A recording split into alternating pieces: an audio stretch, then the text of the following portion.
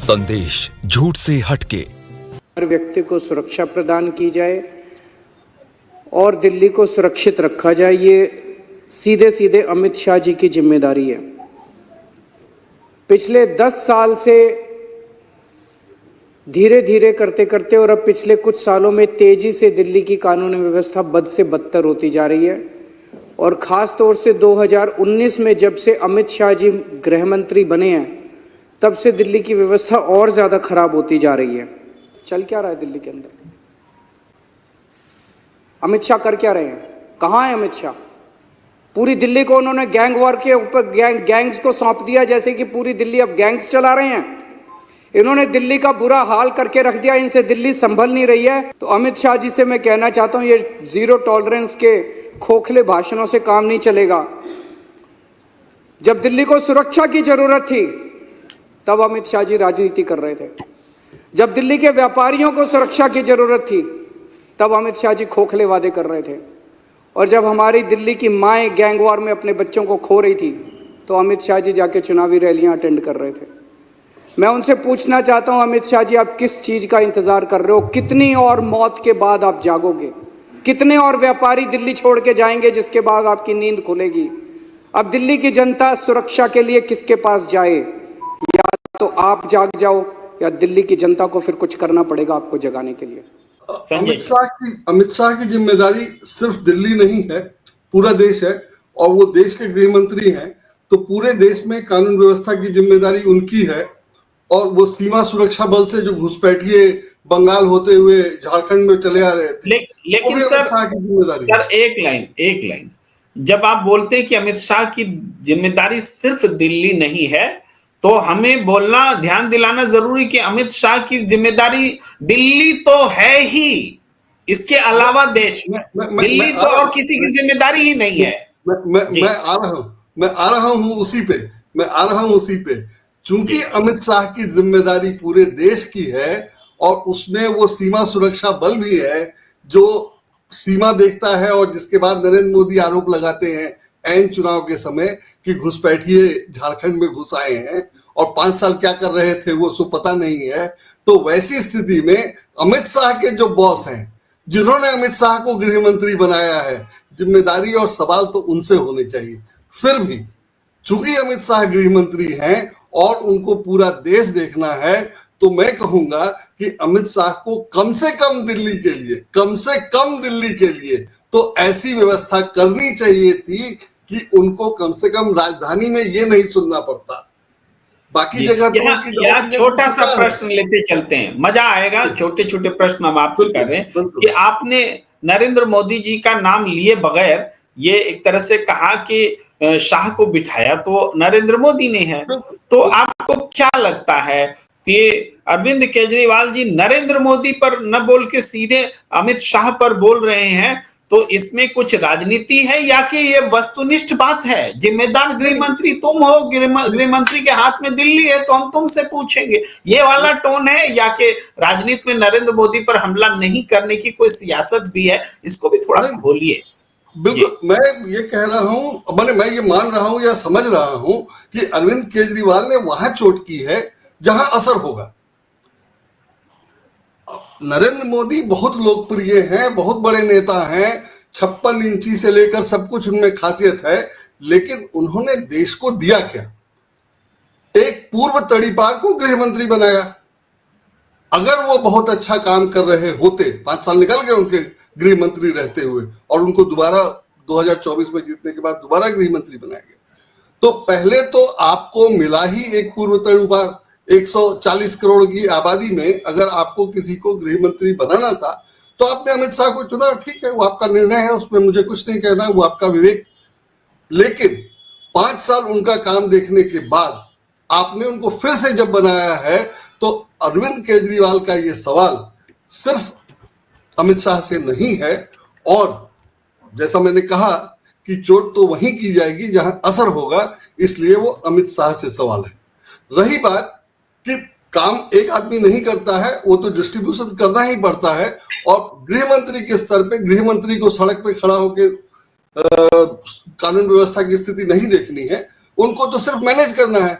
ठीक वैसे ही जैसे प्रधानमंत्री को करना था, तो प्रधानमंत्री ने अगर गृह मंत्री अमित शाह को बनाया है तो पहली जिम्मेदारी तो प्रधानमंत्री की है कि उन्होंने गृह मंत्री अमित शाह को क्यों बनाया, और वो ये देख रहे हैं कि अमित शाह के गृह मंत्री रहते हुए क्या हो रहा है।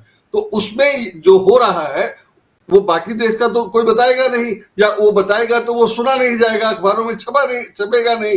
लेकिन अरविंद केजरीवाल बोलते हैं, बोल सकते हैं, और वो सुना जाता है, इसलिए हम लोग ये सुन पाए और जान पाए, और उनके सवाल पर हम लोग आज ये चर्चा कर रहे हैं, क्योंकि अरविंद केजरीवाल दिल्ली के मुख्यमंत्री भी हैं, बाकी तो किसी की सुनी ही नहीं जाती है।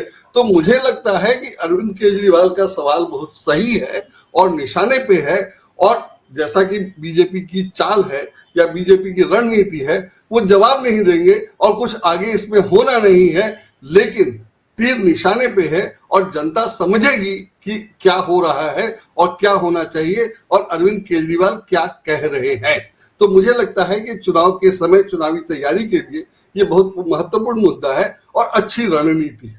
तो मुझे लगता है कि लॉरेंस बिश्नोई का मामला बहुत बड़ा है और गंभीर है।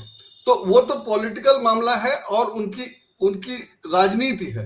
मैं कह रहा हूं कि आम आदमी को सामान्य सुविधा देना तो बहुत सामान्य बात है, और उसमें तो कुछ लगना भी नहीं है। होम मिनिस्टर को, दिल्ली पुलिस के चीफ को कहना है कि मैं ये चाहता हूं कि आम आदमी को परेशान नहीं किया जाए, उसका कोई मामला आए तो एफआईआर लिख ली जाए, उस पर तुरंत कार्रवाई हो और तुरंत जनता को बताया जाए कि ये शिकायत आई थी, हमने ये कार्रवाई की है। अगर इतना भर किए होते तो लॉरेंस बिश्नोई का मामला कोई ध्यान भी नहीं देता, भले वो बहुत बड़ा मामला है। आम आदमी अगर सुरक्षित रहेगा और उसको उसकी सुविधाएं मिलती रहेंगी तो अरविंद केजरीवाल को भी परेशान होने की जरूरत नहीं थी। लॉरेंस बिश्नोई ने बड़े मामले किए हैं और उससे संभव है कि उसने बहुत ज्यादा पैसा दिया होगा, लेकिन आम आदमी उससे परेशान नहीं होता। वो कानून व्यवस्था का मामला है और वो उनकी राजनीति है। अगर उसको हम एक सेकंड के लिए परे भी रख दें, तो अगर कानून व्यवस्था की स्थिति ठीक होती, आम आदमी सड़क पर सुविधा से चल सकता, जिसकी जो शिकायत थी उस पर कार्रवाई हुई होती, तो अरविंद केजरीवाल इस तेवर में इस बात को या इसको मुद्दा नहीं बना पाते। अभी पिछले दिनों मैंने एक वीडियो देखा था, उसमें एक महिला ने शिकायत की कि वो 3 व्हीलर से जा रही थी और मोटरसाइकिल से आए गुंडों ने चलते 3 व्हीलर से उसका बैग छीन लिया। उसके बैग में जो भी सामान था उसमें उसके मोबाइल फोन का हेडफोन भी था, जो उससे पेयर किया हुआ था मोबाइल से, इसलिए उसका लोकेशन मिल रहा था। वो पुलिस में गई शिकायत करने के लिए कि जो मेरा बैग छीना है उसका ये रहा लोकेशन। वो लोकेशन गाजियाबाद का था और दिल्ली पुलिस ने उस महिला को प्लेन सादे कपड़ों में पुलिस वालों के साथ उस ठिकाने पे भेज दिया, और जो पुलिस गई उसने स्थानीय पुलिस से संपर्क किए बगैर वहां कार्रवाई की, और जो लोग गए थे वो फंस गए। नतीजा ये हुआ। संजय सर, आपको या जेपी नड्डा जी की कार भी तो उत्तर प्रदेश में ही मिली थी। बिल्कुल बिल्कुल। तो मैं ये कह रहा हूं कि अगर आम आदमी की आप कार्रवाई नहीं करेंगे तो जाहिर है कि बड़े मामले होंगे। तो अगर और लेकिन शिकायत तो आम आदमी ही करता है, और उसी के लिए उसी को एड्रेस करना चाहते हैं अरविंद केजरीवाल, क्योंकि वोट वहां है और अमित शाह अपनी राजनीति कर रहे हैं क्योंकि वहां पैसा है। तो दोनों लोग अलग अलग तरह की राजनीति कर रहे हैं और दोनों में न आम आदमी का भला हो रहा है, न पैसे वालों का भला हो रहा है, न गुंडे अपना काम ठीक, न गुंडे कंट्रोल में आ रहे हैं, कुछ नहीं हो रहा है मूलतः। और पुलिस की हालत जो मैं बता रहा था उस मामले में कि पुलिस, अगर दिल्ली की पुलिस गाजियाबाद में जाएगी किसी अपराधी को पकड़ने के लिए, तो प्लेन क्लॉथ में बिना लोकल पुलिस के हेल्प के जाएगी तो फंस सकती है, और वो फंस गई और वो सामान बरामद नहीं हुआ। लोकेशन होने के बावजूद पुलिस जाने में जितनी देर लगाई और जितना परेशान किया वो अपनी जगह है। और मुझे अभी तक पता नहीं है, कायदे से ये बहुत मामला फैल गया था और शिकायत हुई थी, अगर बरामद हो गया था तो पुलिस का एक काम था कि वो ये प्रचारित करती कि हाँ ये शिकायत आई थी, हमने ये कार्रवाई की, बरामद हो गया, शिकायतकर्ता संतुष्ट है, तो इससे एक छवि बनती। लेकिन पुलिस को या अमित शाह को या भाजपा को उसकी भी चिंता नहीं है और वो भी नहीं करते हैं। तो बिश्नोई तो बहुत बड़ा मामला है, जहां ये जरा सा में काम करके और प्रचार पा सकते थे, उसमें भी उनकी दिलचस्पी नहीं है या उसकी वो जरूरत नहीं समझते हैं। जाहिर है वो इसलिए नहीं समझते हैं कि वो 7 की 7, 8 की 8 सीटें या पूरा एनसीआर अगर बीजेपी जीत रही है तो उनको क्या करना है, तो वो तो जनता को देखना है। लेकिन अरविंद केजरीवाल अपना काम ठीक कर रहे हैं। कानून व्यवस्था की हालत देश की राजधानी में, जब भाजपा ने पूरे देश में कांग्रेस की जो व्यवस्था थी या कांग्रेस की सरकार जो दे रही थी, उससे सब कुछ बदल देने का और सब कुछ नया लाने का वादा किया था और भ्रष्टाचार तो दूर करना ही था, तो उसमें बीजेपी से अपेक्षाएं भी ज्यादा है। तो कानून व्यवस्था की स्थिति पहले, मेरे पास आंकड़े नहीं है, मैं आंकड़ों के आधार पर बात नहीं करना चाहता, मैं एक आम आदमी की शिकायत और उस पर पुलिस की प्रतिक्रिया, और दूसरा ये कि पुलिस पर आम आदमी का सामान्य भरोसा कितना है उसकी बात करता हूं। तो वो जो एक एग्जांपल मैंने दिया कि अगर दिल्ली शहर में दिन दहाड़े 3 व्हीलर पे जा रही किसी महिला का मोटरसाइकिल पे चल के कोई बैग छीन लेता है, तो ये अपने आप में इस बात का उदाहरण है कि किसी को पुलिस कानून व्यवस्था का डर नहीं। और उसके शिकायत करने के बाद, शिकायत तो उसकी नहीं लिखी गई, उस पर तो कार्रवाई हुई ही नहीं। शिकायत करने के बाद जब उसने वीडियो जारी किया, सॉरी, शिकायत के बाद पर जो कार्रवाई की उसका उसने वीडियो जारी किया, और जब उसमें यह बताया गया कि पुलिस को ऐसे ऐसे भेज दिया गया, जो जाहिर है गलत है।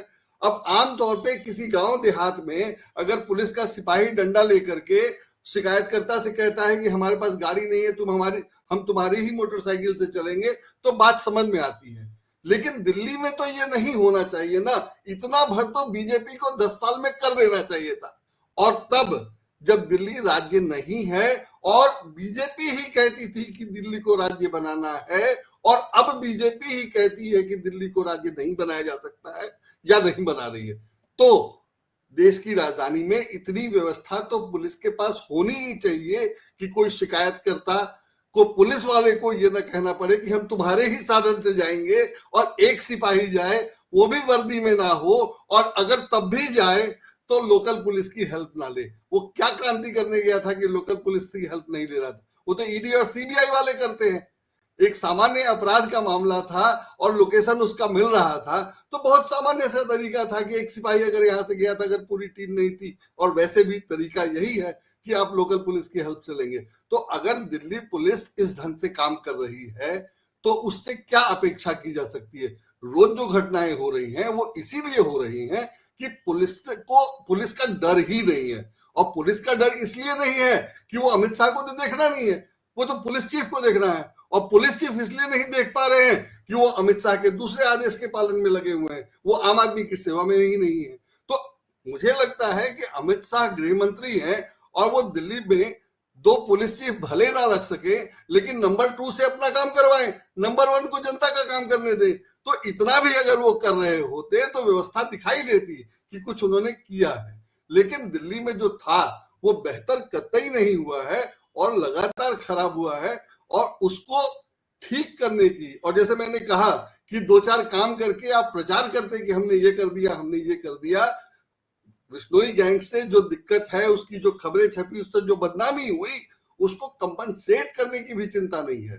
तो ये सबसे बड़ी समस्या है, और इसलिए मुझे लग रहा है कि अरविंद केजरीवाल ने सही समय पे सही जगह पे चोट की है। और चूंकि पार्लियामेंट के इलेक्शन में बीजेपी को बहुत सीटें, भारी सफलता मिली है, और इसलिए उम्मीद की जाती है कि जनता इन चीजों से समझेगी। और मुझे लगता है कि अरविंद केजरीवाल ऐसी ही राजनीति करते हैं, आम आदमी की बात करते हैं, आम आदमी के हित की करते हैं, इसलिए उन्होंने इसे मुद्दा बनाया है, जो मुझे लगता है कि सही है और इसका असर होगा, दिखाई देना चाहिए।